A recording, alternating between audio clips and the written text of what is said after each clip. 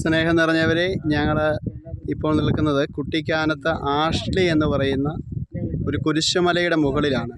ഈ 40-ാം വെള്ളിയാഴ്ച ഞങ്ങൾ ഒരുമിച്ച് വിൽസൺ പോൾ സൊസൈറ്റിയുടെ മുണ്ടക്കേരിയം ഏരിയ കൗൺസിലിൻ്റെ നേതൃത്വത്തിൽ ഒരുമിച്ച് ഞങ്ങൾ ഈ കുരിശുമലയിലാണ് ഇന്നേ ദിവസം കയറി കുരിശിൻ്റെ വഴി ചൊല്ലി പ്രാർത്ഥിച്ചത്.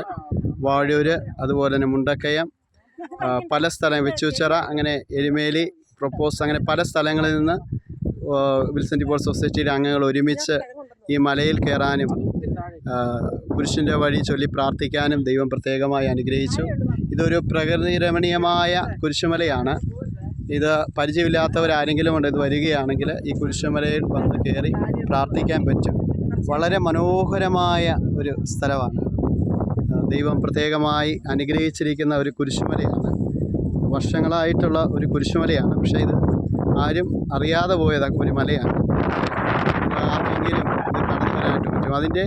ഇതിൻ്റെ തൊട്ടടുത്ത ഒരു വലിയ ടൂറിസ്റ്റ് പ്ലേസാണ് മാതാമക്കുളം എന്ന് പറയുന്ന ഒരു സ്ഥലം.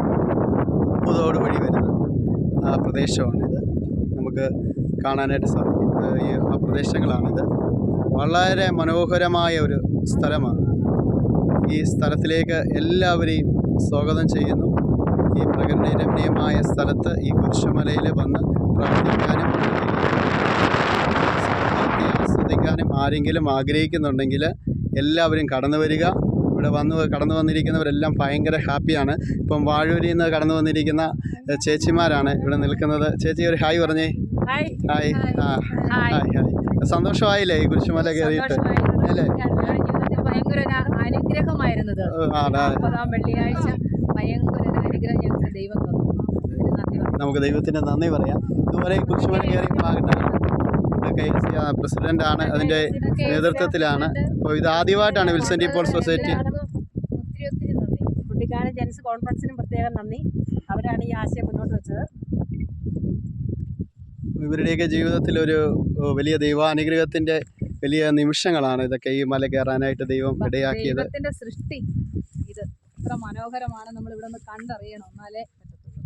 ഇത്രയും വലിയൊരു സൃഷ്ടി ദൈവം ഇവിടെ സൃഷ്ടിച്ചിട്ടുണ്ടെന്ന് ആർക്കും അറിയത്തില്ല.